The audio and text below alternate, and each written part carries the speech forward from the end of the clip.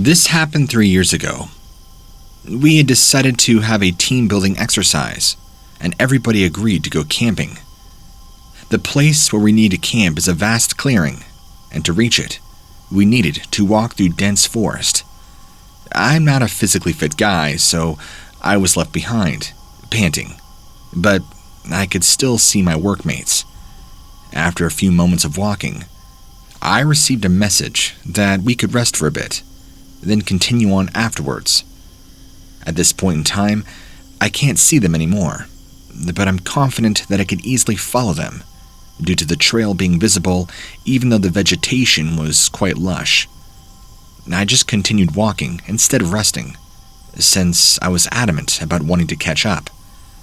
A few moments had passed, but I didn't manage to catch up or even see them.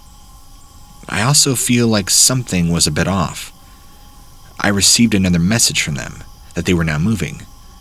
According to the person who suggested the place, it will take around 30 minutes of walking to reach it. I had walked for more than a half hour already. I noticed that the trees that I passed minutes before were the same as those that I'm passing right now.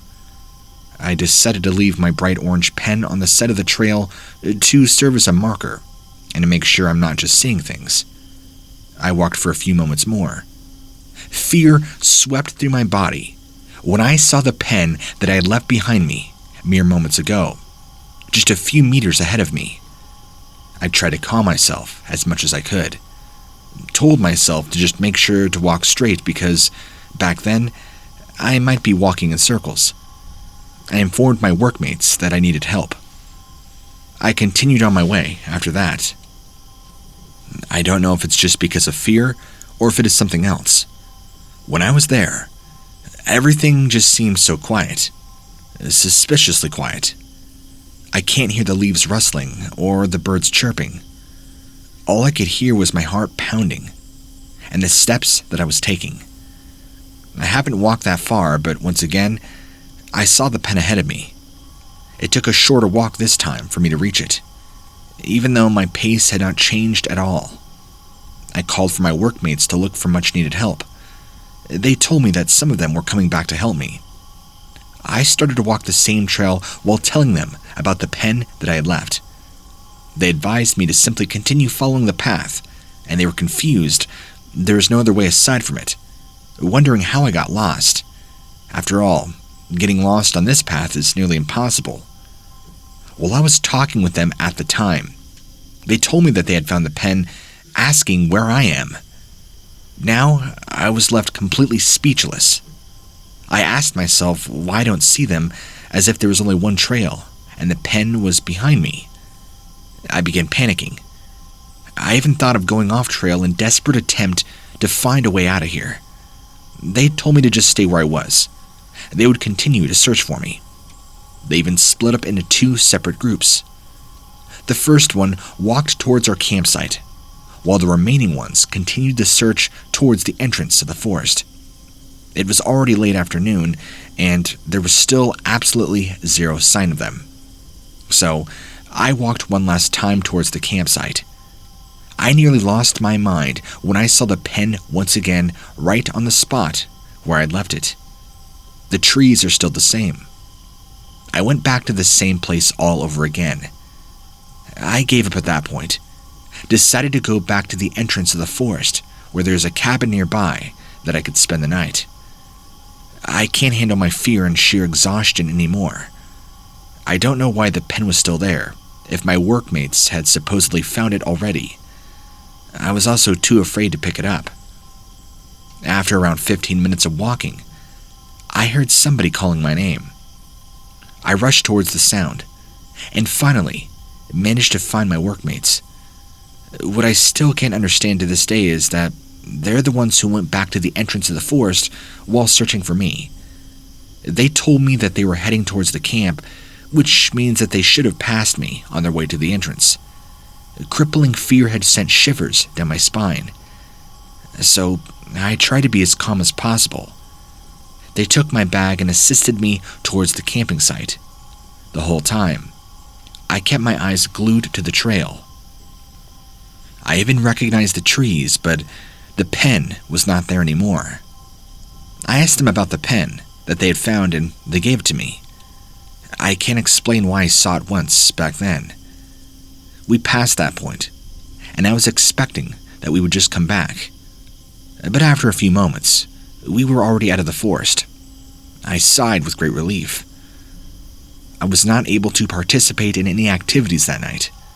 I was still too afraid and tired. I did my best to try not to think too hard about what had just happened. In the middle of the night, I woke up, needing to pee. With my own 2 eyes, I see this figure with unnaturally long arms walking outside. Its shadow was cast on the side of the tent by the full moon. I counted everybody inside. There were 10 of us and only 10. Nobody was outside. Everybody was in their tents. I never dared to wake somebody up, with the fear that it might get the being's attention. I also don't have the courage to take a look to find out what it is. Just went away after some time. I did not manage to go back to sleep anymore. I just kept everything to myself after all. Nobody would believe me. After the team-building exercise, I never really recovered emotionally. I always feel stressed out and paranoid to the point that I can't even work properly anymore. Deciding to take some time for myself, I resigned. On my very last day, one of my workmates approached me and told me that she too saw it, the thing outside my tent. I always felt that incident on my way towards the camp was definitely linked to the being that we saw. I might never know the answers to my questions, but I would not want to get them either. I just want to forget everything and pretend that nothing happened at all. Sometimes in life, that's always easier. In October of 2009, when my family was visiting my cousins in their farmhouse, something weird had happened. None of us can explain it. None of us can prove it. And none of us can believe it, for the most part. The incident feels like a dream, a nightmare, but it happened. It happened many years ago. But to this day, I can't think of the it without getting goosebumps on a painful level. Here's some context. My uncle is an investment banker, and I dare say he's doing pretty well. The farmhouse they own is basically the size of a mansion, and the ranch surrounding it, spread over God knows how many acres. If you stand on the balcony, you can basically reenact that scene from Lion King. As kids, the farmhouse was our go-to place for every vacation. Even now, that all 4 of us, my sister Jenny, cousins Nicole and Max, and of course me, are basically adults. We used to meet up at the farmhouse at least once every year until last year. This is when my uncle sold the property off. We loved everything about the farm. It was away from the city.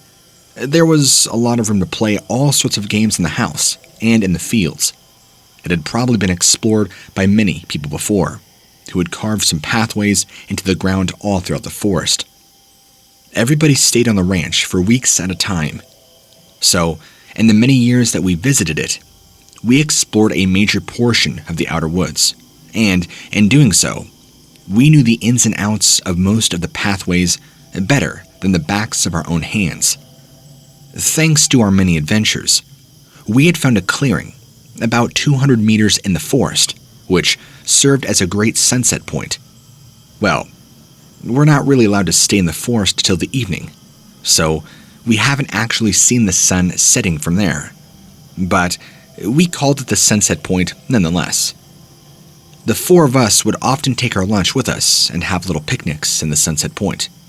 But the stipulation was we had to return home by 5 p.m., no later. Nicole, the eldest and bravest of all of us, used to argue pretty much every vacation with the adults, letting us watching the sunset from Sunset Point at least once. But our parents would always flat out say no.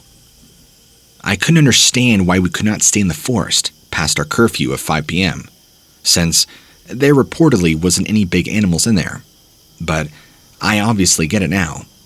Paranormal or not, forests are creepy and dangerous and full of stuff you don't know and don't want to know. Now, if we fast forward to a long weekend in the winter of 2009, my parents, along with my uncle and aunt, had to go out of state to visit our grandparents for a day. After countless hours of begging and crying, they had reluctantly agreed to drop all of us off at the farmhouse if we promised not to stay out past our curfew or, burn the property down. I, the youngest of the four, was only 15 at the time. Nicole, being the eldest, was 17.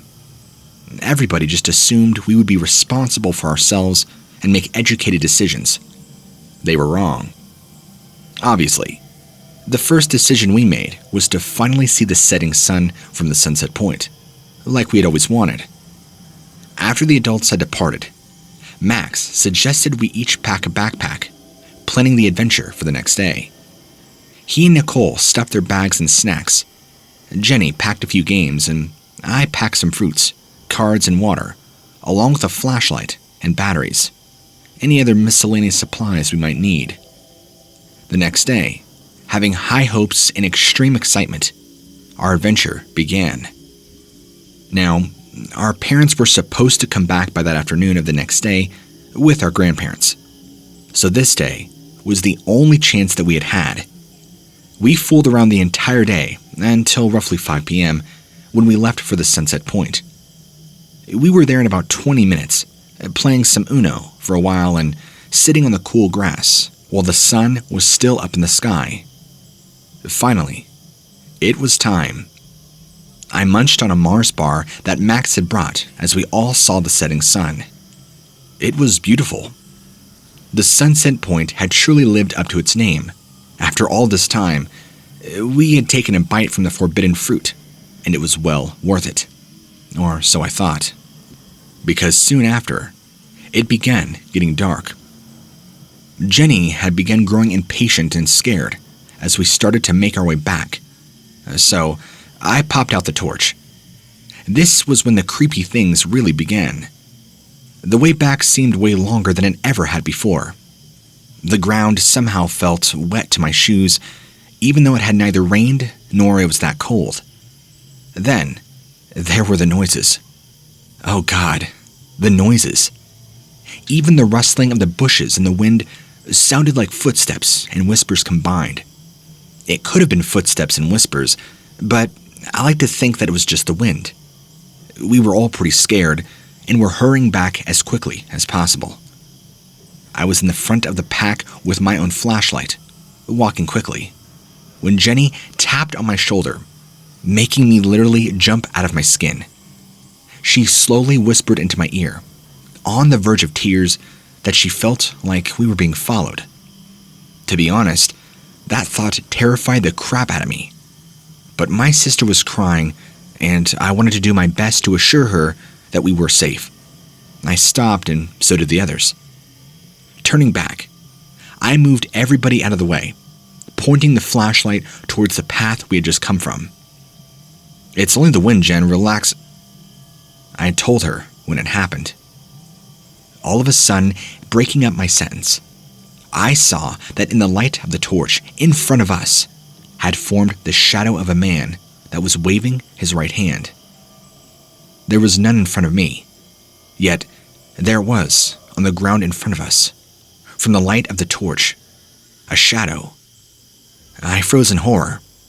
I had never been more scared. It felt like I had lost control of my entire body. I wanted to vomit my internal organs out. I was so scared. Instinctively, I took a step back, turning around.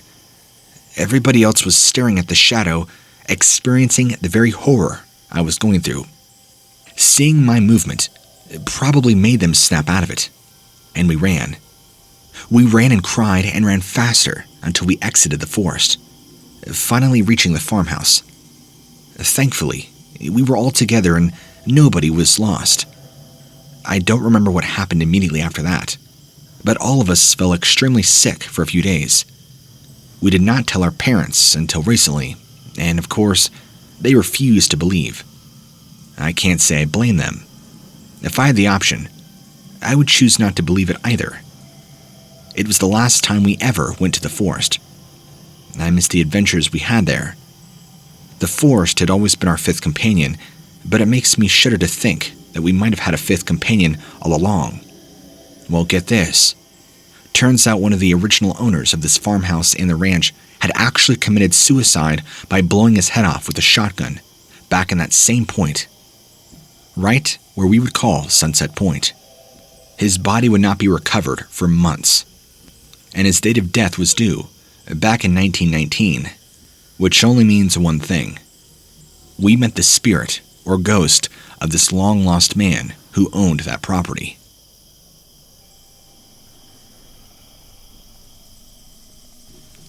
Here goes nothing, I guess. Okay, so this is the story of my first and last camping trip. I have never gone camping as a kid. It was just something that my parents never did and encouraged their kids to do. I was also never really a nature person. Having grown up a city slicker, my life revolved pretty much around only concrete and a few parks here and there. I learned to love these places. After all, they were my home. But I never spent too much time in nature, at least outside of my own bubble. Most of my friends were kids from my own neighborhood. We grew up together, in the same places I had just mentioned before. Flash forward to 3 years ago. I had turned 30. I wasn't feeling like having a party to celebrate. I was kind of getting tired of my old life and craved a change. But that's not the point in the story. One of my friends, whom we'll call Mark, had suggested we go camping over the weekend and go for something new. Now, I had met Mark in college. He was always the happy-go-lucky person, and my friend group embraced him immediately. He hasn't gone camping in a long time, but loved doing it.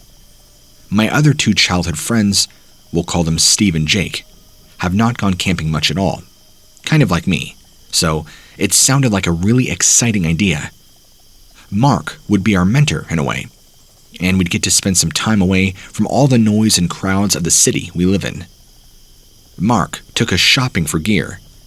We'd bought two-person tents, sleeping bags, and some more equipment. We packed our stuff on a Friday, heading north. The weather was nice. It was early September, so the daytime was always warm and sunny, the nights not being too cold because fall had not set in yet. They were mild. It seemed like the perfect time for some quiet time, away from the bustle and noise of city life. To drive to our destination was about 5 hours long. Mark was driving, and between regular banter and talking about our lives, he would talk us through where we were going and what our course of action was once we had arrived. The plan was to arrive at about 6 p.m., set up camp, and build a fire, so we could rest and keep warm for the rest of the evening. About 2 hours into our trip, we stopped at a gas station. We got some snacks and drinks for the rest of the road. All four of us left the car and stretched our legs for a bit, kind of out in the middle of nowhere. Seems like the perfect description for the location of this gas station. It was on the right side of the road. We had just pulled in and got out.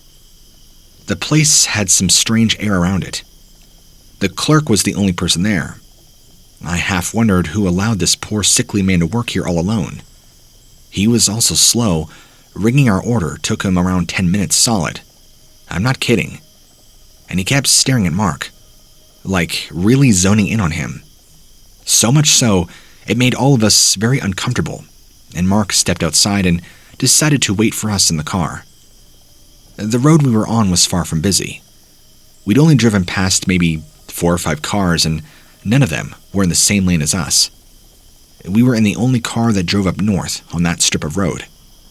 I only mention this because while Mark was waiting outside, a red truck had sped north, past the gas station. It was the only vehicle going in that direction we'd seen all day. The clerk registered the red truck as well, because his demeanor changed. He seemed taken aback and slightly confused. We managed to get what we wanted and left the gas station soon after. At around 6 p.m., as we initially planned, We arrived at the campsite. Mark was so excited for all of us to visit. And Mark taught us to set up our tents and prepare the place for a fire. We now needed some firewood. So, Mark and I went out to get some wood. It was peaceful and nice. I walked around a bit admiring all the scenery. I believe that it could have been a defining moment for me in starting a new life. A life that I had craved had it not been for the noise behind me. I still don't know how to describe it properly. It was loud but kind of muffled at the end. I called out Mark's name, but there was no answer. I turned around to look for him, but he was nowhere to be found. Mind you, this was not a very dense forest. Had he gone in any direction, I would be able to see him, and I had not. My back was turned to him for no more than 30 seconds. I even looked up into the trees as maybe he was trying to pull a prank on me and scare me. But no, he was just gone. I decided it was probably best to walk back to the camp and maybe see if Jake and Steve had seen Mark, but they insisted he had not returned before me. We waited for him for about an hour, getting increasingly scared by the minute.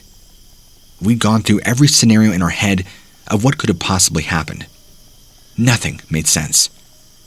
I even contemplated walking out on the road and looking for help, but it was already dark and we did not want to risk anything else happening to the three of us, so we stayed together. Probably a smart move. It was not like we could just get help and leaving the site. We also did not feel brave enough to go out searching for him, so we stayed. It was probably about 10 p.m. at this point. The three of us were all crammed into one tent, when all of a sudden, another loud thud was heard about 50 feet away from us. We went outside, very confused, and see a delirious Mark stumbling towards us. He seemed physically unharmed, and once he came to, we asked him where he was and what had happened. He didn't seem to know the answer to any of our questions, so we let him rest, and left the campsite as soon as we felt he was well enough. I drove us back. The ride back was quiet. I sped past the gas station, and this time, the clerk was outside, and he stared at us. I never want to go back there again. On the car ride back, Mark explained to us a little more what happened, now that his memory was coming to. After I just turned around, he took a step and remembers this large, hairy object coming towards him. And the next thing he knew, he woke up in this animal den, or so he described. Bones everywhere, and the smell of blood was thick in the air. He heard growling and was terrified, immediately waking up and pulling himself up, running out of this small den that what he described was a small cave in which he could clearly see the opening. As he escaped, he felt delirious and drugged, as if he had been given some sort of sedative, is how he described the feeling. After wondering for what felt like hours, but was probably only a mile or two away from us, he found our campsite. He doesn't really remember much beyond that, but whatever he saw really scared him. And as far as I know, there's no animal out there that can take people the way it took Mark.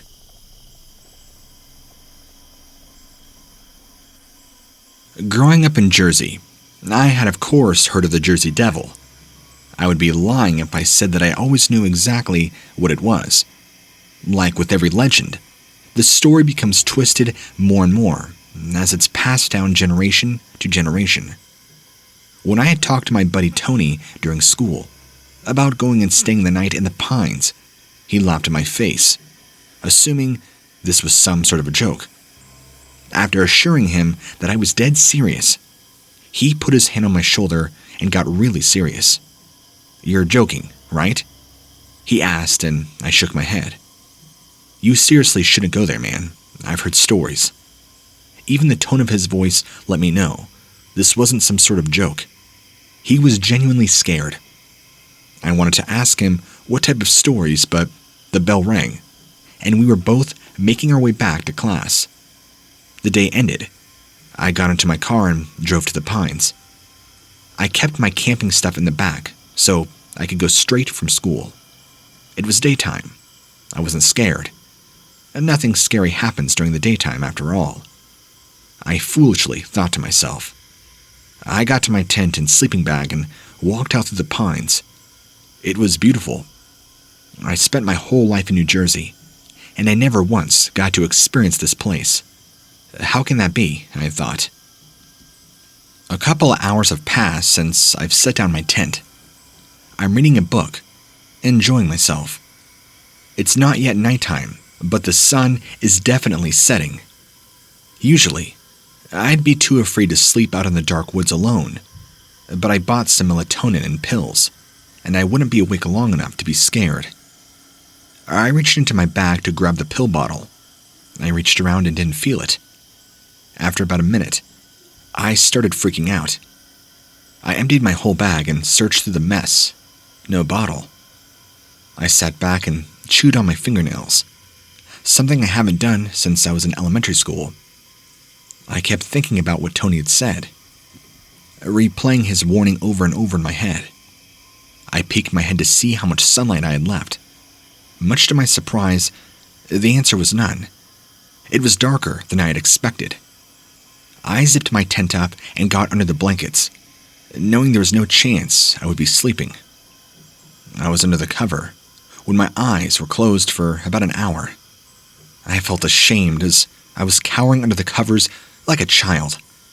But Tony's fairy tales had gotten to me. I grabbed my book and thought I might as well get some reading. I went to turn on the portable lamp that I had, and that's when I heard a very distinct hissing noise. I froze in fear, cussing under my breath, beating myself up for forgetting my pills, but after it stopped for a bit, whatever reason, I thought it was smart to open up the tent and see whatever it was that was out there. Assuming it was gone, it wasn't. Thankfully, it was faced the opposite way. It looked almost as if it was looking for something out there. I opened up the tent door and crawled as quietly as possible. It didn't hear me, I suppose. He or it just kept looking out in the distance. As I got my leg out, I kicked one of the poles and my tent came toppling down. I quickly rolled and got myself behind one of the many trees close to me. I heard him approaching the tent. I heard the footsteps and the hissing. I slapped my hand in my mouth. I didn't realize now how loud I was breathing, but it must have been right next to my ear. In front of the tree, I heard hissing, accompanied by what I assumed to be sniffling. The hissing was interrupted by my phone going off. Before anything else could happen, I got up and took off running, before I would become the next meal, making some noise, but I didn't think it had heard me over the sound of my alarm. Maybe it did, but just did not care. I felt like I ran for several minutes before bumping into two guys who were wearing hunting outfits. They laughed at my franticness, asked me what was wrong. They even had southern accents. They weren't from around here. I responded, "Who's out there? I saw it." They responded that it was the Jersey Devil. The hissing. The hunters looked at each other and walked off into the trees. I closed my eyes and tried to stop my heart from beating out of my chest. I just sat there alone for 10 minutes, trying to think of what to do next. I hadn't heard of anything, and I began to think, could I have possibly just made this all up in my mind? Have I lost my mind? Did I create a monster out of fear? I was assured that it was real when I heard a gunshot to go off, and within seconds, another one. I smiled. They got it, I assumed. My smile soon faded, and I had heard a loud scream coming from beyond the trees. I closed my eyes and clutched the locket I was wearing around my neck. Then again, distinctly, I heard the hissing. I turned around, not bothering to see what was in front of me, and I took off running again as fast as I could, climbing up the trail to get back to where my car was parked, opening the door, getting in. I put the keys in and sped out all the way. I got home, saw my mother there, surprised to see me home. I ran to her, gave her a hug and was happy to see her, and needless to say, I never went camping again after this. I can only assume that what I saw out there was indeed the Jersey Devil, but it's hard for me to say.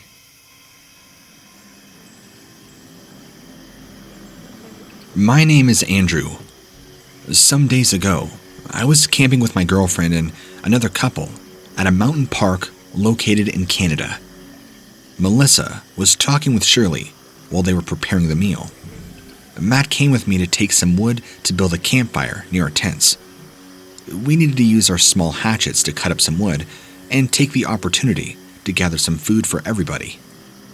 Matt had asked me if I had any previous experience with camping, and if I knew how to make a fire with a light or matchsticks. I told him no.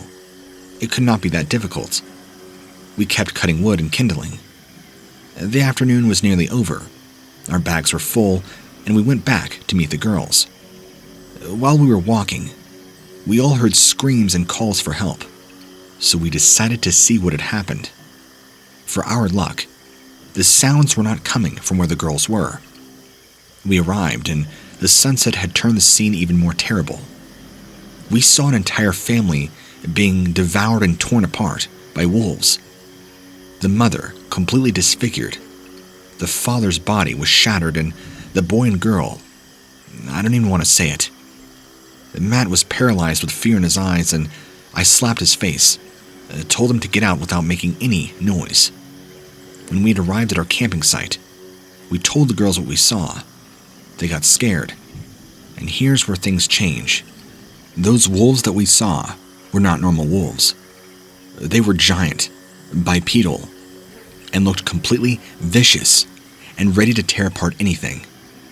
They looked to be wolf hybrids, part man, part wolf, as crazy as that may sound. Upon telling the girls this, they believed us and were not quick to detest what we had to say. They panicked, telling us it was probably best we should leave. We knew we were not welcome in this park. We had to leave now. We could hear the howling off in the distance, and it sounded much louder and much deeper than any wolf we'd ever heard. Now all of us were panicking, breathing heavily, waiting for anything to happen. And of course, it was already very dark out. We did not want to be stuck out in the woods this night with those wolf things, or whatever they were.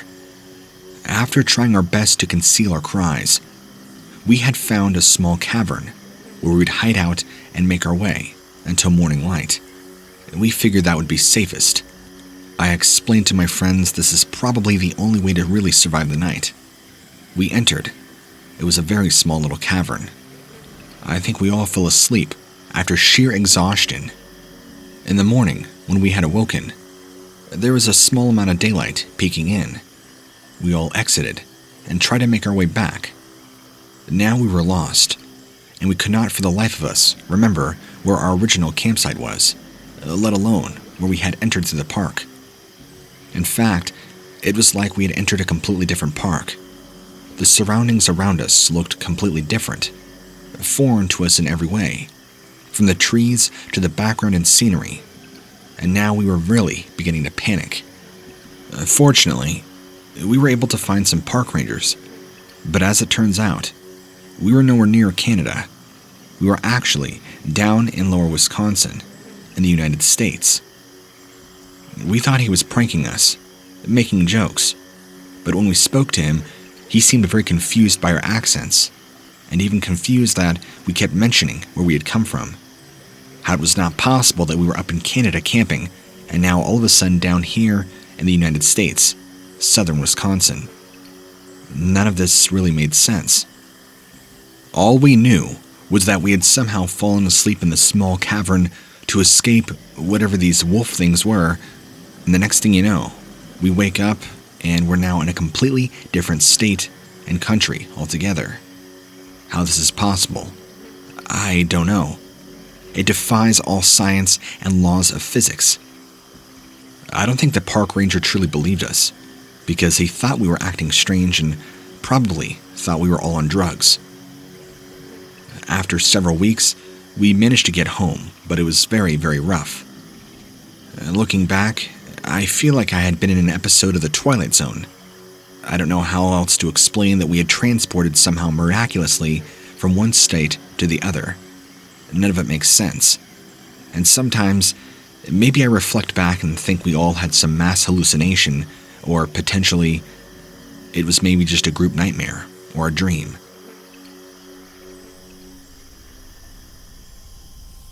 This story happened when I was around 9 or 10 years old. I used to go camping a lot with my youngest aunt and my cousin.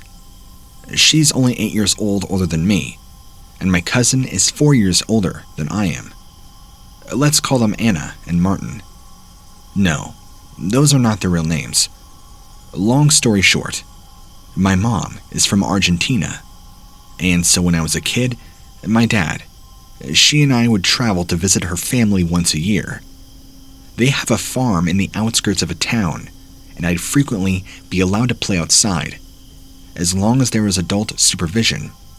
Like, there were dogs, horses, and chickens. I remember it to be pretty harmless and hot. We'd spend Christmas and New Year's Eve there. Summer. The thing is, not all my cousins liked me for being a city girl and a foreigner, so I got along better with Anna and Martin, since they were responsible. My parents, especially my mother, didn't mind me following them around. We'd walk around the country followed by dogs, watch movies, or camp outside, but always inside the farm limits, and never too close to the borders. The area is close to a national park reserve, so it has a lot of camping sites for tourists and all of that. The thing is, I vaguely remember my family telling us to be careful. Like, it's so close to the national border with Brazil, and like many zones where there are borders between countries, there were stories about narcos, gun trafficking, missing women and children. So, one night, Anna and Martin asked Mom and Dad if they could take me along to a camping site with the neighbor kids. They didn't want it at first, but one of the parents, a Brazilian lady, convinced them that they'd always look out for us. We drive to the camping site, but it wasn't legal camping. Like, they took us in the car to the middle of nowhere. They brought their dog along. I noticed something was off, but since Anna and Martin didn't say a thing, I just followed along. It wasn't like the neighbors looked suspicious. In fact, we spent the whole afternoon helping set up the campsite, learning about cooking stuff and complaining about the mosquitoes. Dengue fever is something ugly there, and listening to the parents' tales. Normal camping stuff. The creepy stuff at night. The parents had 2 tents and divided us, so the mom would sleep with us, girls, and the dad with the boys. They did not want us to be scared. Sleeping time was more like chatting time, until we fell asleep without noticing it. I was awoken by slurring voices. I remember being all disorientated, trying to get up and help Anna signaling me to stay quiet. When Aunt Anna tells you to be quiet, you just obeyed her. The other girl, she was younger than me, was also told to be quiet. So, it was dark and hot, in the middle of the jungle. And then I heard the dog whining, barking desperately. Weird noises against the stuff we had left packed. Something was walking around, throwing our things around and breaking plastic bottles and packages. I was scared. Even if it was some animal, we were defenseless. There were tales about jaguars attacking dumb travelers. It was obvious that our camping site was being invaded by some animal searching for food, attracted by the smell. We had just stayed quiet. Like, the adults don't do a thing, we couldn't know if the boys were awake. I just followed what the adults had told me. And then, I'll never forget this in my life. I swear, we all saw this weird silhouette projected against the tent's material. It was not a large cat like we thought. Some freaky thing crawling on all fours, its elbows and knees, or whatever they were, oddly twisted and vaguely human-looking. The body proportions were strange. It was thick, and the body's members seemed rather short. It had round ears. Its face vaguely reminded me of a cat.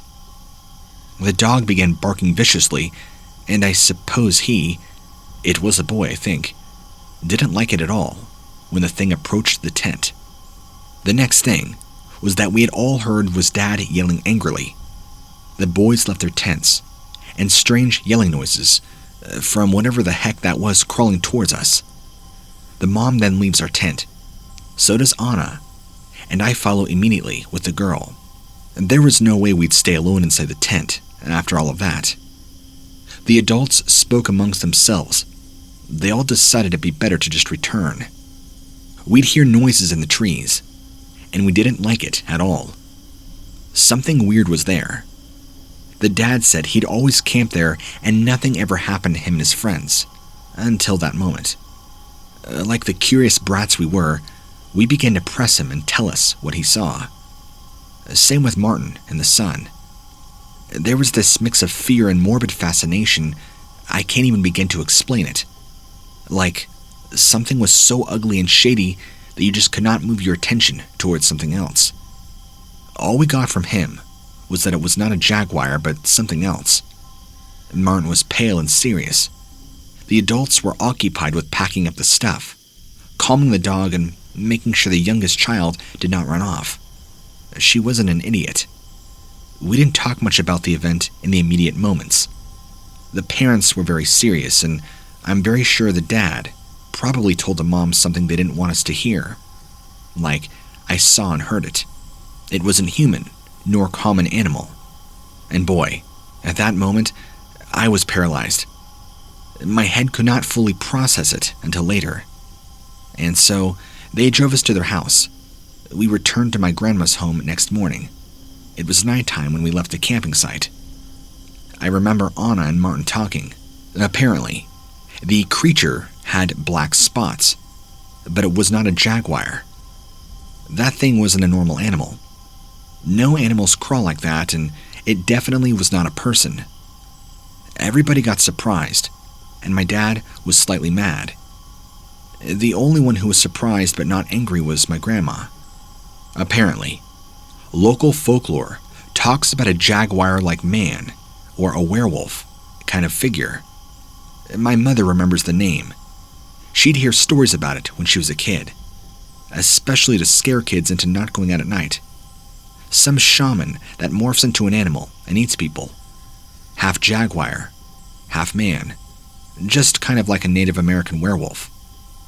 According to Grandma, dead chickens and dogs and other animals brutally killed and found by farmers would be attributed to this creature. Whatever it was, I thank luck for the commotion.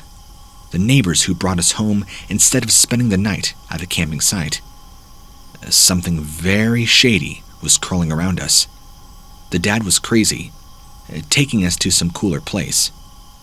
Please, if you decide to go camping, be careful. Go to safe areas. You'll never know for sure what you will encounter.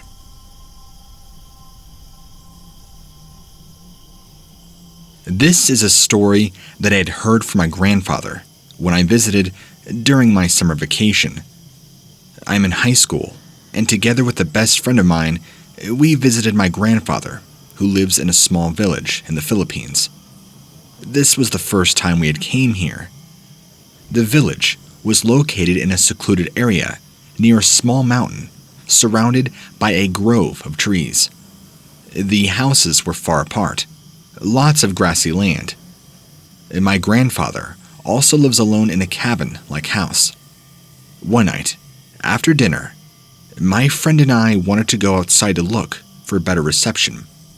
There was no Wi-Fi in this remote place, but earlier in the morning, the signal was strong, just like we were connected to a Wi-Fi. As we were about to head out, my grandfather shouted at us, telling us to stay inside. We were quite spooked. He always kind of had this expression. After a moment, he explained that it was dangerous to head outside during the night. He said people had been missing. I asked him why. He said, the maligno. Around here, these beings are malevolent spirits who live in mounds or old trees or even big rocks. In the Philippines, they are also known as a common myth. I have never seen these things, so I don't believe him. I thought it's most likely that these missing people were kidnapped by some other people, and not by some spirits. Seeing that we don't believe, he beckoned us to sit on the wooden couch. he sat in front of us and slowly told us a story, which sent shivers down my spine. Grandfather claimed that just a few years ago, when he was young, he had almost got abducted by a maligno. He was 23 years young when he and a couple of his friends decided to head to the mountain near the village to camp. They had been doing this annually, so they were pretty familiar with the area and terrain of the mountain. They arrived at their camping spot, which they used every time. There was a small bamboo shed built in the area after settling down. This is when they decided to explore. They discovered these 3 mounds that which weren't there before. Grandfather and his friends believed in superstition, so they didn't bother with the mounds, believing the maligno was residing in them. But not all of them. Grandfather told us that he had a friend, Danny, who didn't believe in those things, decided to poke around the mound with a stick. Not content, Danny decided to step and jump on it to prove a point. There's no such thing as a maligno. Grandfather said that he and the rest ran back to the cabin, followed shortly by Danny. They returned back to the camp, still talking about what his friend did. That night, as they were sleeping, they hear this unnatural sound as if a high frequency had been emitted from a broken radio. It was loud, which woke all of them up. Noticing that sound came from outside, they got scared. But that wasn't the scariest part, he had claimed. He said they could not move or even make a sound, and he still remembered the moment he was looking at Danny's eyes. He could see that Danny's lips were shaking as if struggling to open his mouth. The gas lamp that they were using began to flicker, and eventually, the fire was extinguished. Grandfather said that it was this moment his heart was beating so fast he could feel it all over his body. The door of the shed then suddenly opened. The door was locked from the inside, but it opened without any resistance. Then, weird noises were heard from multiple unnatural sounds. He heard footsteps. He felt legs get grabbed by something. He said it did not feel like hands. It felt like giant vines wrapping around his ankles, and he slowly dragged his face down. He was so scared, he felt like fainting. His face brushed up against the ground, but could not feel a thing. After a while of being dragged, they stopped, and the weird noises sounded again. This time, Danny's squeal was also heard. Danny sounded like a pig being slaughtered. That was the very last thing he remembered. The next moment, he woke up. It turns out he was dragged a few meters away from the shed. He said that after waking up, he felt a strong hangover and vomiting. He and his friends talked about everything that had happened, confirmed that everything was indeed real. He looked for Danny, but none of them saw him. After remembering everything, they concluded that Danny was taken by the maligno. After they got back, they informed the other villagers. Grandfather said Danny's parents offered gifts, clothes, and alcohol to the maligno and asked them to give their son back, but their requests were ignored. Grandfather looked at us and said the same thing now is happening at that village. There were 3 mounds just a few kilometers away. If they followed a road, it would lead them to it. Apparently, there were some children that played near it, destroying one of the mounds. The malignos are still looking for the ones responsible. The next morning, my friend and I decided to follow the road Grandpa told us about, and there we saw it. In the middle of a grassy plain, 3 big earth mounds were placed, marking almost a perfect triangle, and one of the mounds was tilted and looked eroded. The mounds were clean in the sense that there was no moss or small grass growing on it. There was also a perfect circle in which the surrounding grass was clearly and cleanly trimmed, being maintained somehow. We took a picture, and suddenly our phones began glitching, and this high-pitched ringing sounded. We were spooked, and even when we were back at Grandpa's place, our hearts were still racing. We did not sleep well that night, and the very next day, we decided to go back home.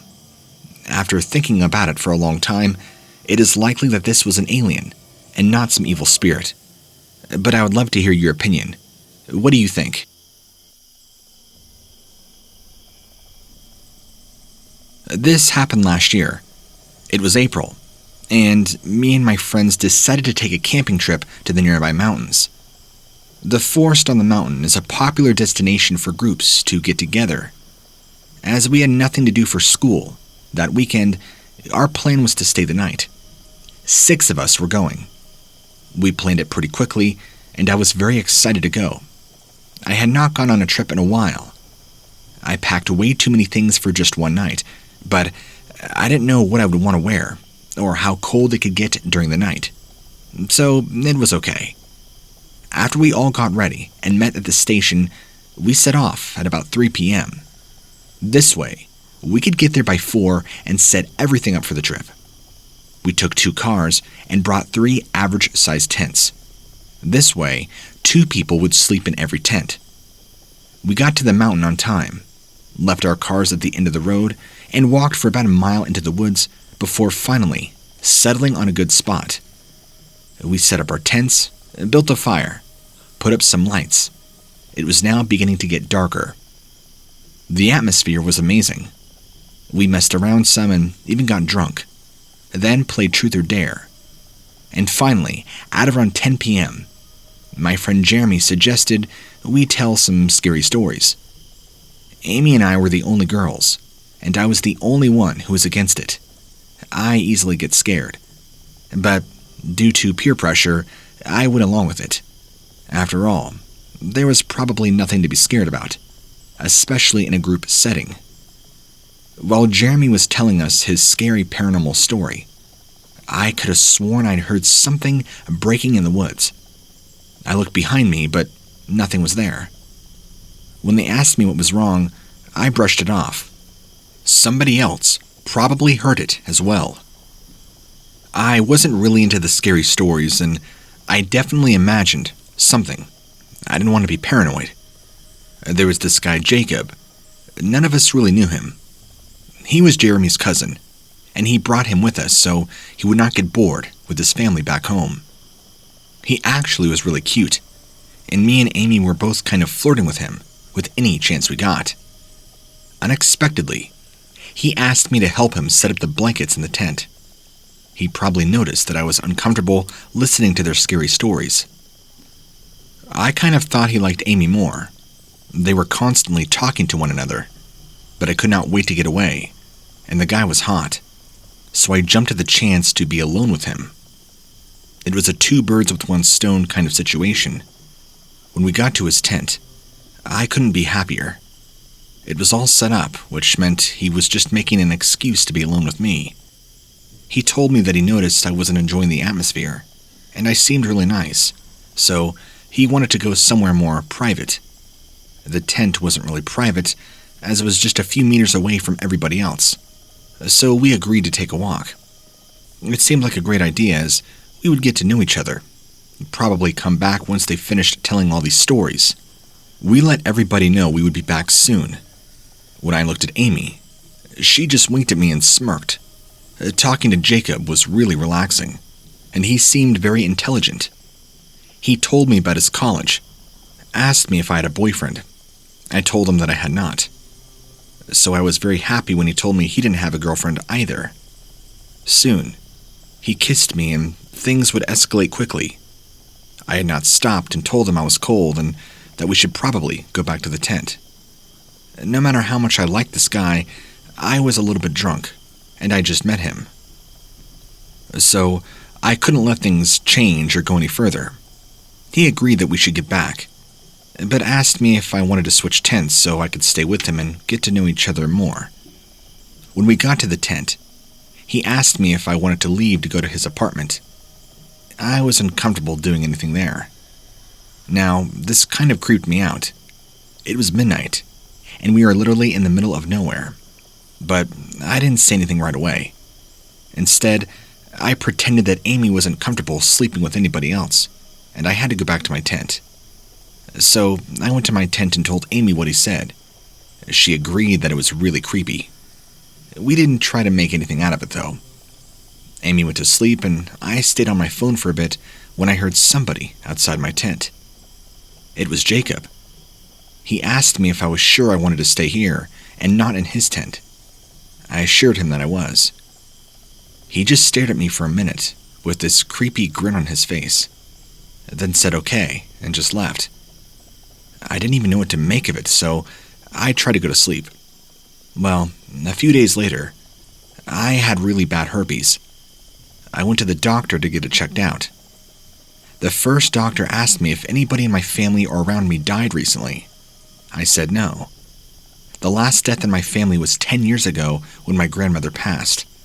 Then, he asked me if I had kissed anybody recently. I remember Jeremy's friend Jacob was basically the only person I even made out with in the past 4 months. He asked for his full name, but I didn't know it. I told the doctor I could find out for him. I was confused. He was probably sick or something and transferred it to me, but I didn't know why he needed his name. 2 officers showed up and began asking me about the guy, but I just gave them Jeremy's number, as I really knew nothing about him. I had no clue what all the fuss was about, and the doctor told me to just go home and buy some cream. The next day, I asked Jeremy about it at school. What he told me has left me shaken to this day. The herpes that I had was a very rare kind, transmitted by the bacteria in a decomposing body. The doctor recognized it right away and sent police to Jacob's apartment to see if there was anything there, as he was the only one I had kissed. When they got there, they discovered a dead girl's body. She had been missing for 3 weeks.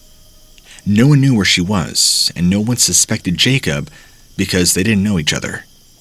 I couldn't believe what I had heard, and to think I could have been in her place, and I had gone with him to the apartment that night. I thank God for my common sense and morals every day since then. Creepy guy Jacob, let's not meet again.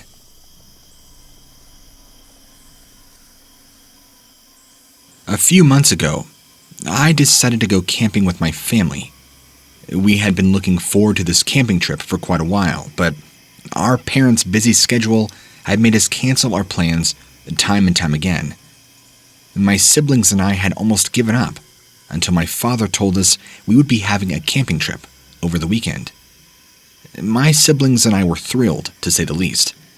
They had been looking forward to this trip for a very long time. Mom and Dad had planned the campsite. They had marked a spot that would be perfect. We all looked forward to the weekend, and we all shouted in ecstasy as the week had now ended. Late Friday afternoon, we're on our way. I was more composed compared to my siblings. They were so hyper that Mom had to threaten them before they could even stop their noises. After a 30-minute drive, we get to the campsite. It was a location close to the woods.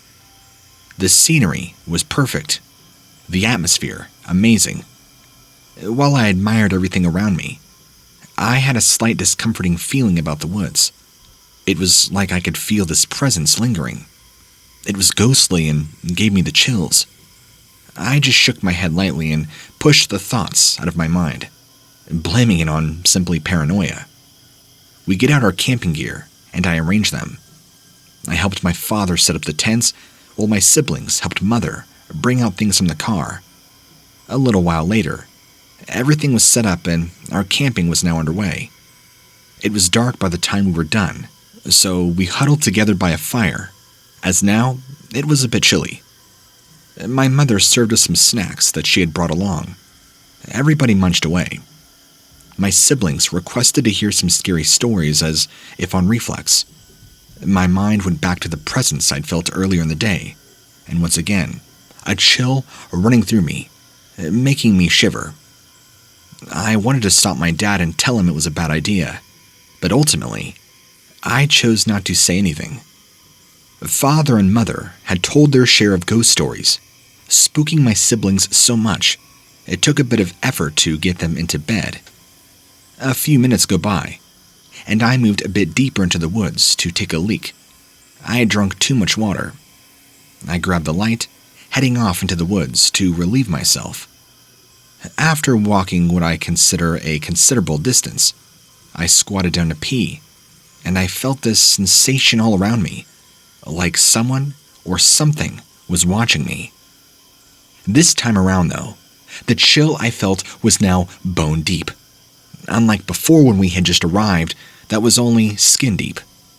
It felt like someone had poured a bucket of ice-cold water all over my body. I turned around to look, and to my surprise, found no one. I turned to face front, and I saw it, standing in front of me. I was rooted to the spot. I didn't know if this was caused by fear or shock. I had no idea. I didn't know what to call it. It was not human. That much was certain. I let out a scream, and the last thing that I remembered was seeing bright lights before losing consciousness. I woke up, finding myself in a bright room strapped to a chair. I was surrounded by machines and devices. It was at this point that it hit me. I'd been abducted. While I was struggling to get out of my constraints, one of these things came in. It looked at me curiously and touched my face. Its hands were like ice, and every second it made contact with my skin, it was like chills going through my body. It was the result of this thing. It then moved towards one of the computers and did something to it. This thing was making all sorts of strange noises, and they were almost speaking to each other in this telepathic language I could not understand. Electricity began violently going through my body. After a while, the shocking stopped, but my body felt numb. It felt like the sensation of being pricked by 1,000 needles at once. Turning back to move in my direction, I saw these expressionless faces just gawking at me. The feeling of terror overcoming me, as more intense pain coursing through my body. I felt like my mind was going to be torn apart. After a few minutes that had felt like an eternity, while enduring this hellish pain, I was put through what I consider several more tests before it shook its head and stepped out of the room. Or so, that's what I would describe that it did. A few minutes later, it came in with others and also had the same expressionless face the others did. They all looked at me and began to communicate telepathically again. I know, because every time they did, I could hear it. It was like a room conversation in which I could hear through my mind, but it was a strange language I did not understand. I lost consciousness yet again, waking up at our campsite, where I had the protection of my parents. To my surprise, our trip was concluded. It was Sunday afternoon. I'd been gone for almost 2 days. With trepidation, I recounted my ordeal to my parents, but to my surprise, they laughed at me and told me I did not go anywhere. I was present all through the camping. They both noticed I was a bit absent-minded and behaved more mechanically, or so. Except for my absent-mindedness, I was present through everything. So, they believed that my tale of aliens being abducted, of course, was discounted as a lie. They found it hard to believe. Of course, they too did not believe in the existence of aliens or any extraterrestrial beings whatsoever, even the paranormal. Despite all they said and everything that I experienced, I'm certain that what I endured was real.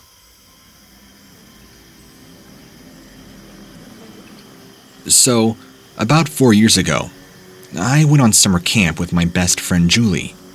I was only 13 at the time, happy to get away from home for a couple of weeks.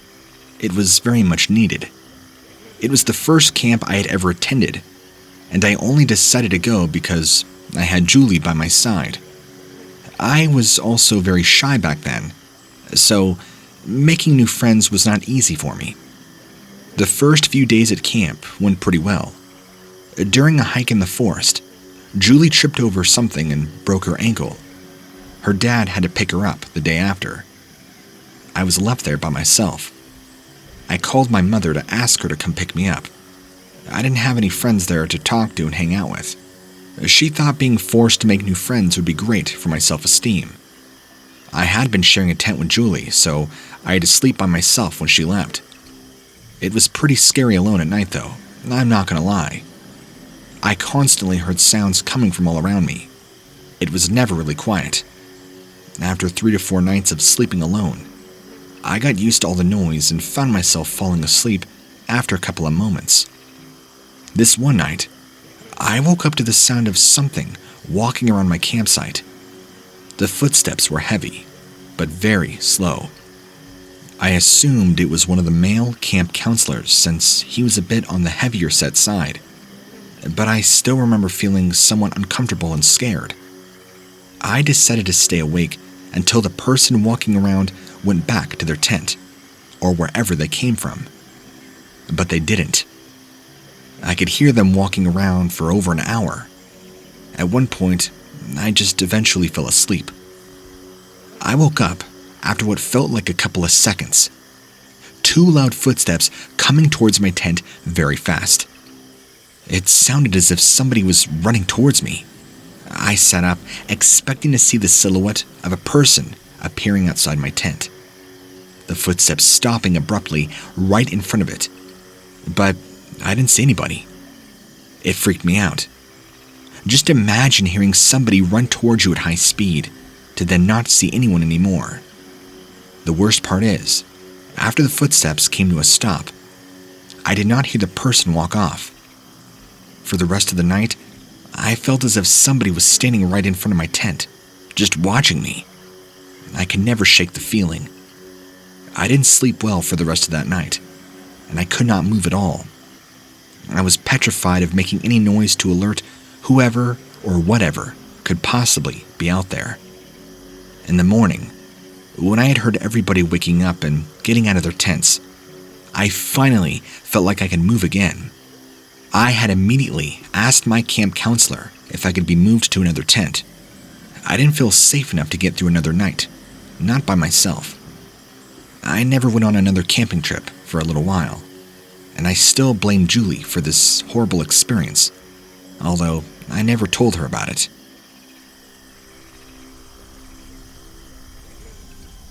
I will never go camping. No one can change my mind about that. After that night, I told myself I would never sleep in the cabin, because that night changed my life. I remember it like it was yesterday. My friends said we should go, and at first, I was a little put off with going and had fear with the bugs. They said if you don't like it, we can always go back home. I agreed, and they picked me up the following morning. As we were traveling, Mary, my friend, forgot her wallet, so we had to turn around and go all the way back to her house. We finally got her wallet and headed for the liquor store. After going to the store, we got gas and then finally headed to the cabin. We began drinking and singing, having a good old time. We stopped to stretch and see a weird light from the sky, flashing a strange light. My friend thought we were going crazy and the liquor was hitting. Maybe this liquor was laced. This lady gave us a tour and rules of the cabin. She claimed that if we didn't follow the rules, someone will come and haunt each and every one of us soon. We looked at each other and laughed. Clearly, she was messing with us. She said you will regret it later, and at night, we'd heard a loud scream. We thought it was just Mary messing with us. Then, we hear a loud bang and kids playing around. Our friends like to joke around and play pranks. I thought it was her playing sick games with us. I called out for her. I did not hear her respond. She was nowhere to be found. So Claudia, Ari, Jess, and Jamie were all looking around, but they could not locate Mary or where the scream came from. They went out with flashlights and went deeper into the woods. They lost signal and had no working lights at all. All of a sudden, all of our flashlights died in unison, and it was now getting late, which they thought it would be a great idea to split up and look for Mary. What a bad idea was that next, we had lost our way and had no way of getting back. 1 minute, Claudia was next to me. The next minute, she was gone. And Jess said that this is why I did not want to go camping. I knew something bad was going to happen. Look how 2 of our friends went missing. Do you think the lady that gave us the tours is trying to mess with us? Or maybe try and scare us? Arya said, well, whatever her problem is, she needs help. We did not do anything wrong, and this crazy old lady is out to get us. When Arya said that, something shattered the glass and began to choke her. We all tried to stop it, but the scary thing is, we could not see it. We did not know what to target. Jamie said to call the police, and we are in major danger. What are we going to tell them? If we tell them what we saw, they might help. No, they will think we're all crazy like this old lady that is trying to scare us. When Jamie said that, whatever it is in the house got very angry and began to attack Jamie. We tried to save him, but whatever got him was way stronger than all of us put together, and we see Claudia with their eyes cut out and their bodies cut into demonic sayings. It was a whole bunch of cut up dead people in the river. We could not believe our eyes. We had to make a run for it and head to the car, but by the time we got there, we had run out of gas. Everything was going wrong. We lost 2 good friends, and all because we laughed at that old witch. She had sent us her demonic task force. I can say with all my heart that I will never go camping to that cabin again. With there only being 2 of us left, we tried to search for clues and see why this woman was so terrible. It was like we were being spied on, and in that moment, we all heard this strange demonic voice. I said, Jamie, it's okay. Jess, I am here. He said, I don't know who you are. I want nothing to do with you. We began looking, and we found some books that truly gave us insight onto who she is and why all of this was going on.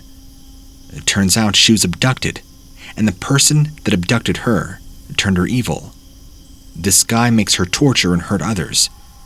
It was like we were being spied on because the moment we read that, my friend said you can't stop in this weird demonic voice. I said, Jamie, it's okay. It's Jess. I'm here. He said, I don't know who you are. I want nothing to do with you. We knew from the beginning all along, so we will do everything to stop you from setting other people free. They are coming for you, and they have powerful weapons that will knock you out, so you can be commanded on what to do. The demonic army will rise up, and we will not be defeated if you do not bow down. You will try and kill yourself, because the wrath of that is coming. They will come and haunt all that is left of you. Choose wisely. You only live once, but don't wind up like your friends dead and nowhere.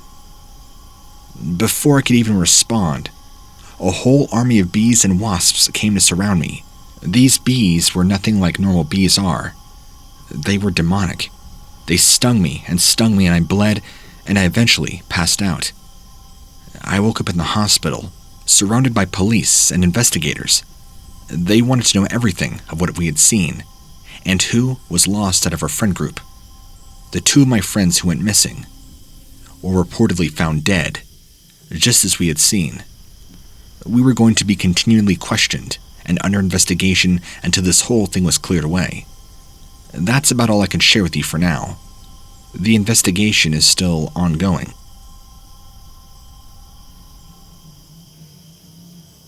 A friend of mine said I should post this here, so here I am, posting it. Personally, I don't see the point. People are going to read this and think, yeah, right. I'm going to seem like the lunatic here, which is annoying, but if we're being honest, either way, here we go. It all began late last summer because Louis wanted to go camping. He caught his girlfriend in bed with another man, insisted that everybody had to come camping with him. It helped him focus on what was important. So, because we're all such great friends, we agree, which, in hindsight, a terrible idea. The day was overcast and muggy. The trail he was leading us down was overgrown with trees whose branches seemed to be tangled together.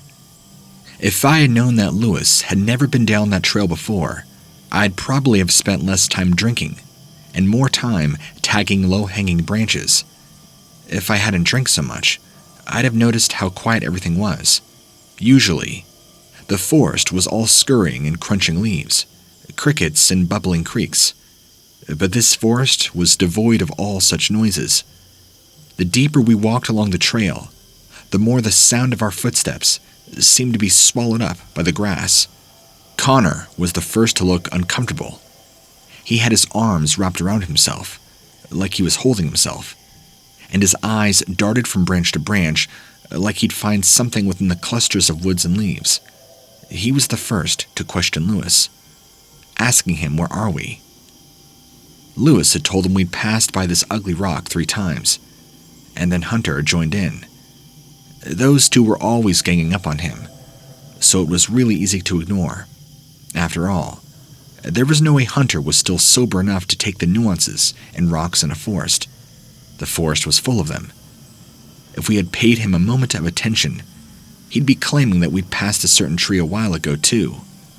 Seriously, Hunter had dug his heels, making a scene as always, and pointed at a rock that looked more like a boulder.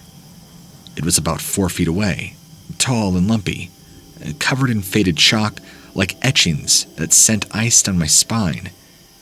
The feelings of inconvenience and irritation faded pretty quickly as the feeling of being watched multiplied. As luck would have it, the sun was already going down, and I was seriously regretting leaving my house. The eerie quiet of the forest, the very noiseless phenomenon that I'd been happy to ignore earlier, was now making my dull instincts pulse with the need to run. "We should go, Lewis," I had said. But he rolled his eyes, sat down his backpack, and began unpacking.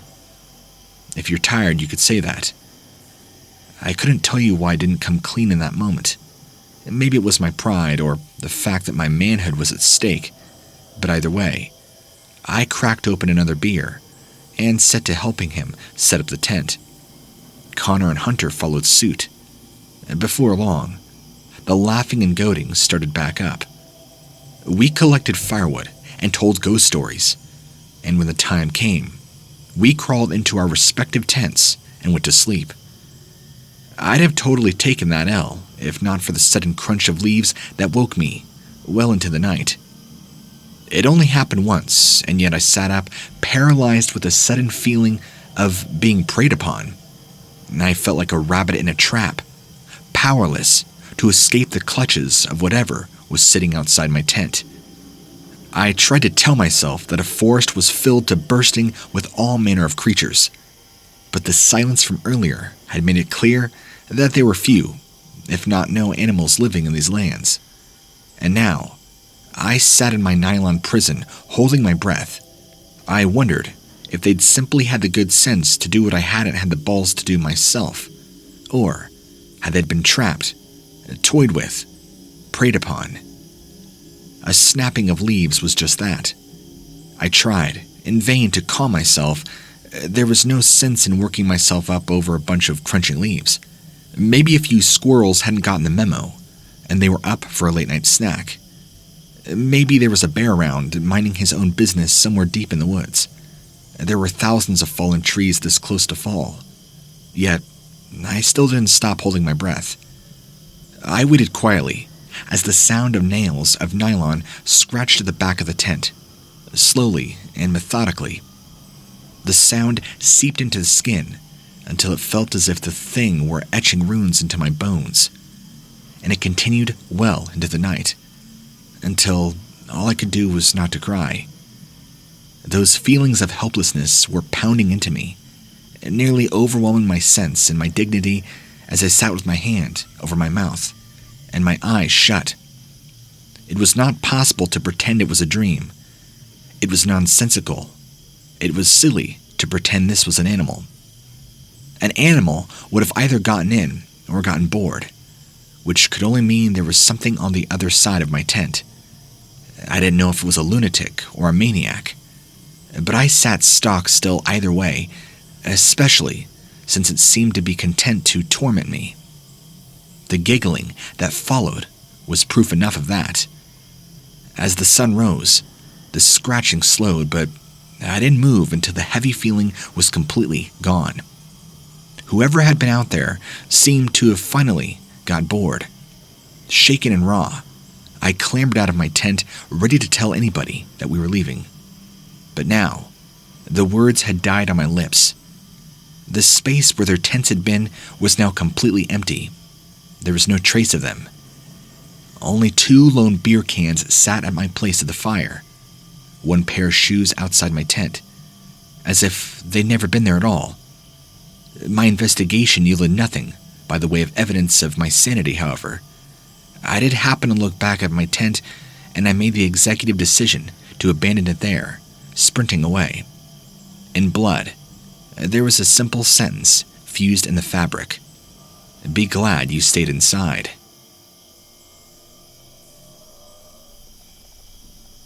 I am a very zen person. I like to be in contact with my own inner self and the nature that surrounds me. It helps me unwind from work stress and feel more like myself. Therefore, I decided, why not try something different this time? Give a solo camping trip a try. Never doing that again. I spent a day in the woods, right on the outskirts of Bonn, Germany. The scenery there was incredible. Autumn leaves were strewn all around, and the weather, though somewhat chilly, was still nice to spend outside. The day was actually fairly normal. I set up my tent before it got dark, and at night, I got inside, slept, hoping to wake up for a light jog early the next morning. I woke up the next day, looked outside the tent, stretched a little, headed for my jog. But there was something weird going on. The forest was silent, like eerily silent. No birds singing, no wind howling, nothing. Just my footsteps on the ground. I figured it was all in my head and decided to listen to some music to try and distract myself. I popped my headphones on. They weren't working. Strange. I would swear they had a full charge. I was forced to continue without music. So I quickened my pace and beginning to feel a bit unnerved. As I did, I realized the forest was beginning to change. I was arriving to a patch where all trees seemed to have lost their leaves. Not unusual this time of year, but it sure looked weird that just suddenly all trees in front of me were bare. I ignored it. I kept on jogging, almost sprinting now. I noticed I had no idea where I was headed. I looked back. All the paths were the same. Now I was completely disoriented. I kept on jogging, just guessing my way through, trying to get to a more familiar spot. All the time with this nagging feeling that something was wrong, and not a single sound beyond my breath and my footsteps. At one point, I reached a path I swear I had crossed 2 times already, and stopped.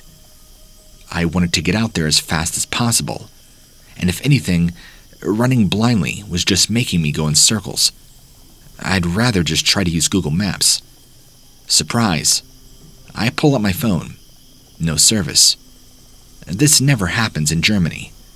I was weirded out. Either I was incredibly lost, or something was very wrong with my phone. Either way, I didn't like it, and was starting to get more and more nervous. I leaned against a tree, thinking about what to do. I had no idea which way I came from. All paths looked the same.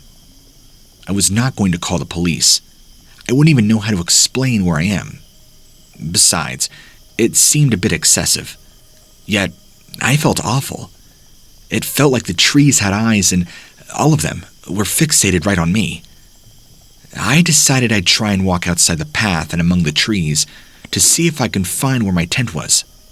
And so when I did, it was horrible. I felt dizzy right away, as if the trees were releasing a very strong aroma, making my head spin. But yet, I didn't smell anything. It just felt that way. I quickened my pace, trying to make it through. I soon lost all my sense of direction.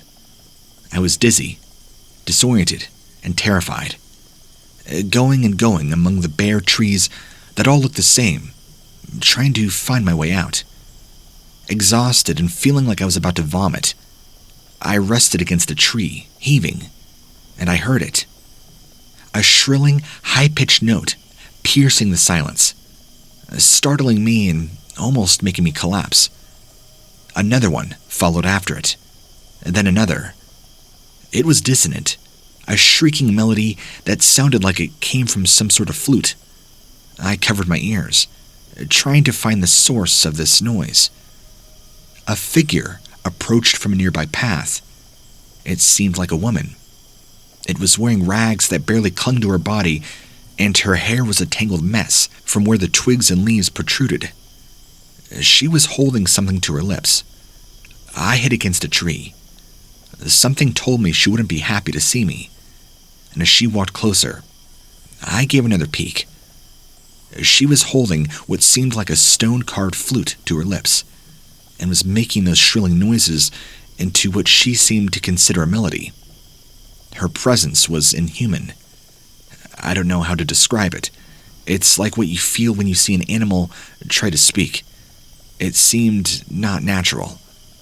But what truly chilled me to the bone, I swear, she had no eyes.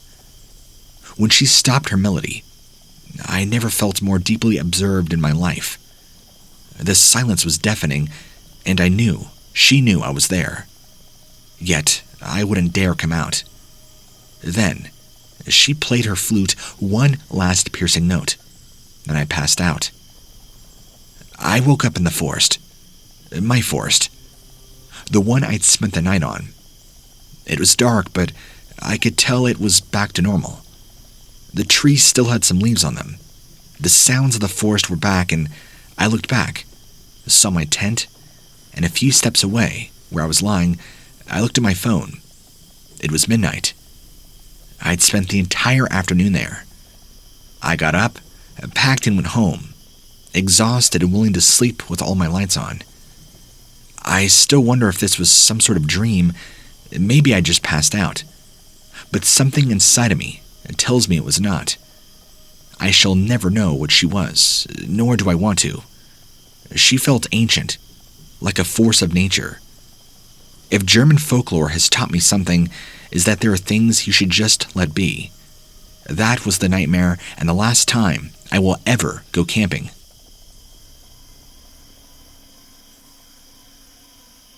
Not my story, but my mom's, actually.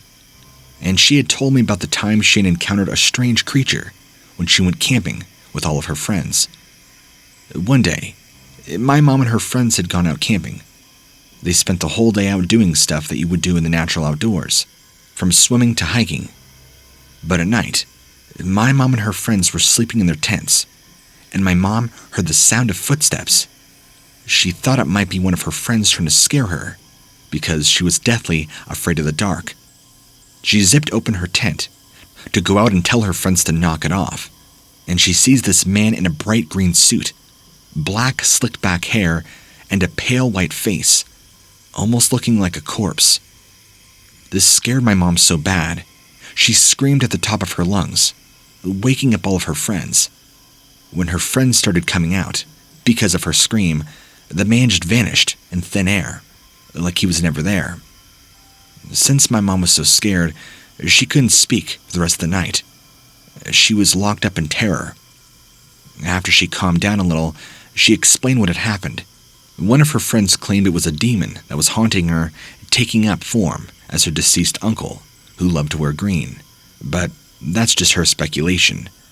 My mom has no reason to lie about this, ever.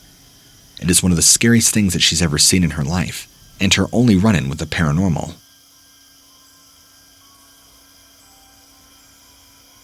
I don't know if this counts as a paranormal story, but I've been really wanting to share it.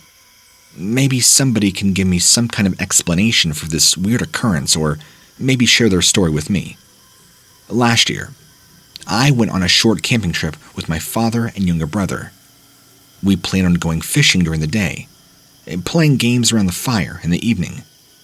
We had done this a couple of times before, so my brother and I felt very comfortable camping. I really looked forward to these trips. On the very first day that we set up our camp early in the morning, deciding to go out fishing. After just a couple of hours, we then decided to go back to our camping site. My dad always wanted to get back before it got dark out, to avoid getting lost or getting hurt. When we got back that day, all of our food and equipment was spread all across the campsite. It was everywhere, like it was thrown around. On top of that, our tent was now ruined. It looked like somebody had disassembled the tent, throwing it onto the ground. The three of us were really confused with the situation. My father asked to check if any of our stuff was gone. Nothing seemed to be missing, and there were no clues as to what or who had messed with our stuff. This absolutely didn't look like something that could have been done by any animal. If that was the case, at least some of our food would have been half-eaten, or even gone. Animals can't disassemble a tent, obviously. My father doesn't get scared easily, but it was clear that he was very uncomfortable and did not really know what to do. My brother and I were terrified. We always went back to that same spot and had never seen or heard of anybody nearby. We left that evening. We all agreed that we did not feel safe enough to stay that night. In some way, it felt like it was a warning. Maybe somebody who lived a bit further away did not want us there. It just didn't make sense at all that somebody would just ask us to leave if we were bothering them, or leave a note at the very least. We would have left without any problems. We don't like to be in people's way. The aggression was so unnecessary and unsettling. We found a different spot to go fishing this year, much closer to home. We did not want to test our luck. I can only advise people to really check your surroundings before setting up a campsite. Make sure you're not bothering others and staying safe. Also, don't forget to tell people back home where you are located, in case of an emergency.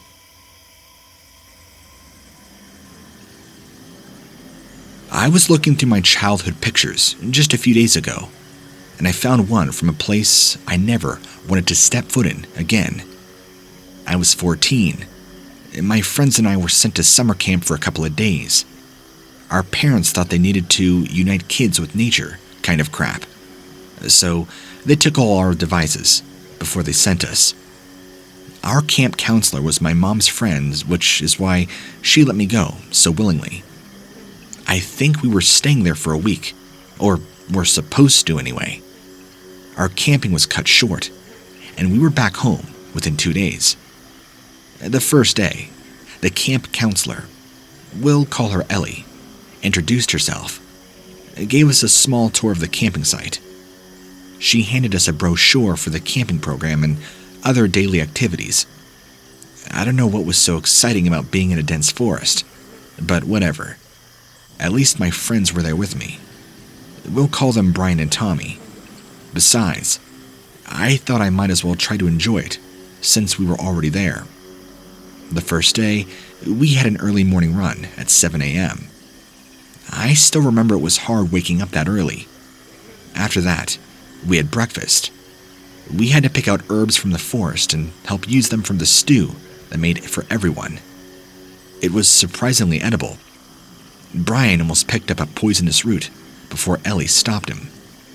Next, she told us about the hiking plan. We began the hike and walked a few miles up when we saw a small, abandoned, run-down cabin. The kind with moss and vines growing all over it. There was a single door, no window. It was very eerie feeling. Tommy and I wanted to sneak inside and check it out. Ellie specifically told us not to go in there. That cabin was quite old, abandoned, and looked like it could collapse any time. Not sure if she meant it just to scare us, or if it was true. Anyhow, it worked. We followed the group for the rest of the trail. We walked a bit more before deciding to stop and set camp again for the night there.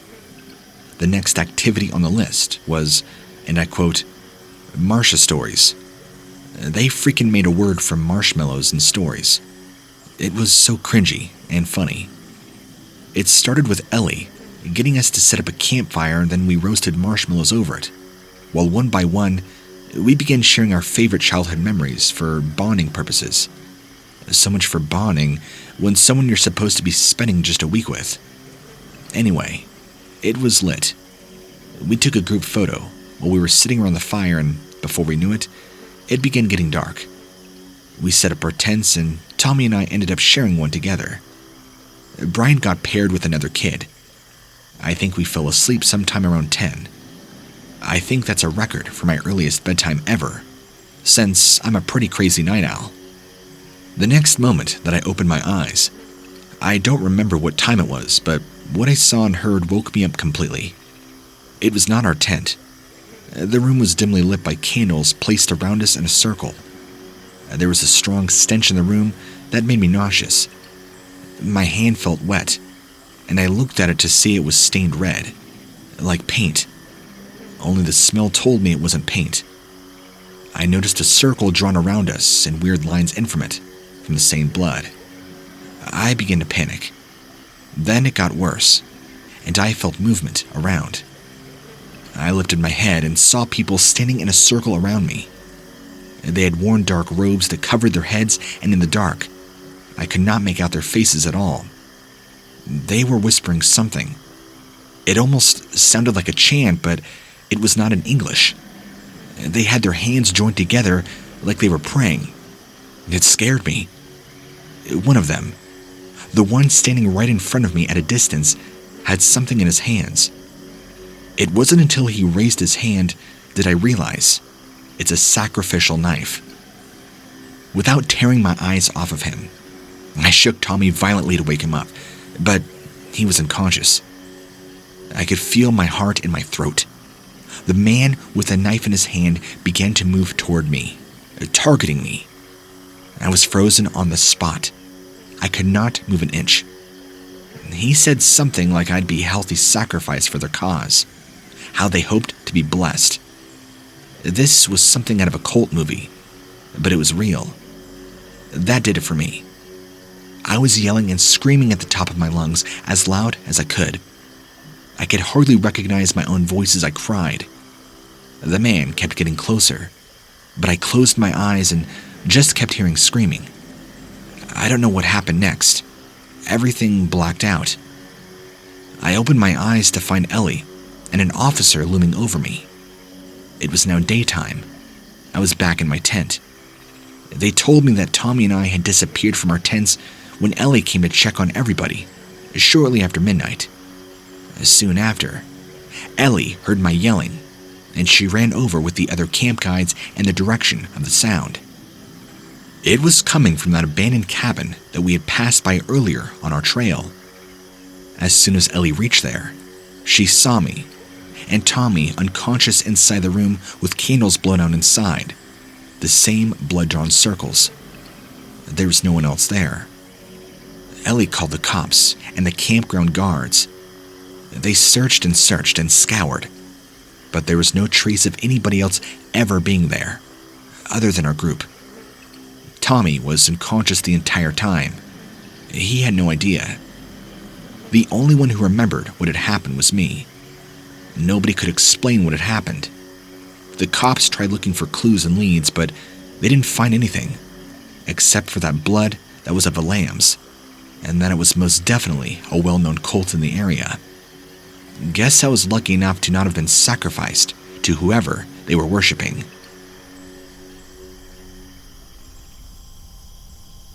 The year was 2018. My office colleagues and I worked on a long project, so as a gift, we decided to go camping and hiking. There were 6 of us. We booked a car and went driving up to the foothill. A lake was adjacent to hill ground, so after the long drive, we decided to rest and then start hiking early in the morning. My friend Josh and Alan tied up 3-tent house in a circular manner with fire in the middle. We fished out a couple of fishes, and it officially began to get dark. The line of trees behind the lake gave the illusion of the forest, of it looking dense. Our dinner was instant noodles with fish and soup, and as time went by, we went inside our tent to get some rest. My tent partner for the night was Melissa.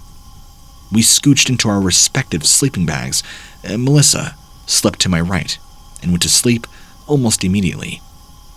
Late in the middle of the night, I felt cold and opened my eyes. but when I flipped to Melissa's side, she wasn't there. Tent's zipper door was open, and she was there standing in front of it with her back to the tent door. Out of curiosity, I called to her twice, but she did not respond. I unzipped my sleeping bag, and there was sheer silence. No sound except insects and wind. I stood up again and called out her name. She hurriedly looked back at me, frightened and scared, and comforting her, I patted her shoulder. It was ice cold. I tucked her inside the sleeping bag and went to sleep myself, worrying about her and hoping she was okay. Early morning, we got ready for our mountain hike. I did not ask Melissa anything about the night before until afternoon sun hit us and we took a break. I asked her why she got up late at night. She said something about hearing voices, but as far as we know, there was nobody else there but us. The topic left unsolved and we headed up again. When sun began descending, we decided to set up our tents a second time in a different location. From morning, I was observing Melissa, and she was not quite with us as she kept looking back. I was agitated at this point, so I asked her what was with her in my strong voice. She told me that she had a feeling about somebody following us the whole time. However, there was no one behind us. As Grandma's story time was over, we went to our respective tents. Josh went into the woods with the guys for Nature's Call, and they did not return for like 20 minutes. I tried calling them, but the network was poor out here. I did receive signal from our walkie-talkie. It was Richie. He asked everybody to return fast, saying there was something big roaming around. Hearing this got everybody riled up and scared. After everybody returned to the camp, we put out the fire and jumped in the tent, hiding for safety. A lot of time had passed, but we didn't see anything. Right when Alan got up to go out, we could hear this groan. We stopped him, turning off our lights, and sat there, frightened. At first, we thought it might be something big like a bear.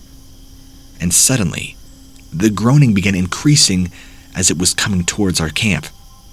We could hear something beating on the ground, like a heavy thudding. And now, our heartbeats were so loud like a conjoined chorus. We were scared that this thing or animal would hear it. We were powerless. We had no weapons, only safety in numbers. Josh looked through the small hole in the tent, and it appeared to be a bear-like animal, but maybe that's not what it was. It was strange looking. Its body was lean and its hands were touching the ground, but the proportions were not that of a bear. No, it definitely was not a bear. Melissa went numb and cold as a sculpture. I could hear this thing's footsteps around our tent, walking upright. Having no choice left, we needed to be extremely silent for the sake of our livelihood. We tried calling the police while this was going on, but no signal. Then came the moment where it stood in front of our tent door. It felt like the ground itself was thundering. We were so scared. Everything felt like a nightmare, taking far too long to end. After a while, everything went quiet and we thought it was gone. We eventually got brave enough to step out and felt a sense of partial relief, but we were not all safe. Maybe it was the fish's smell that brought it here, or our blood. I don't know. I may be saying anything right now because the thoughts, when they come back to me, terrify me. I can say that that night, we slept in shifts. Somebody was always guarding the surroundings. Before dawn, we left without completing our hike. No one was in his or her correct state of mind. Everybody was cautious and paranoid. Nobody was willing to talk about what had happened last night. We were all equally frightened.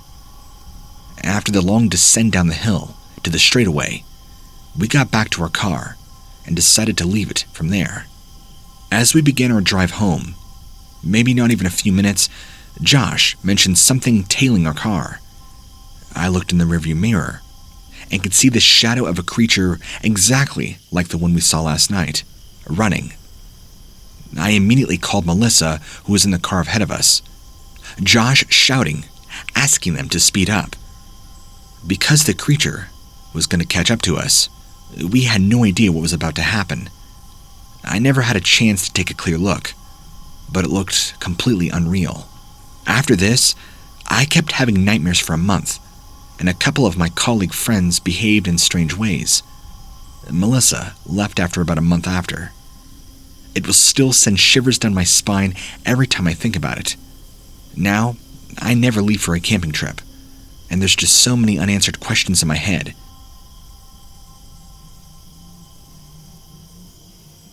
This is a story of how me and my friends saw the fresco nightcrawler when we were camping out in California. It was the first week of our summer vacation, after our final exam, so to relax was wonderful. I needed to take a break. Me and my friends decided to go camping somewhere near the outskirts of our town, which will remain anonymous.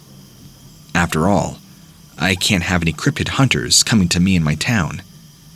This was a popular site, and many people had told us how the scenery there was wonderful.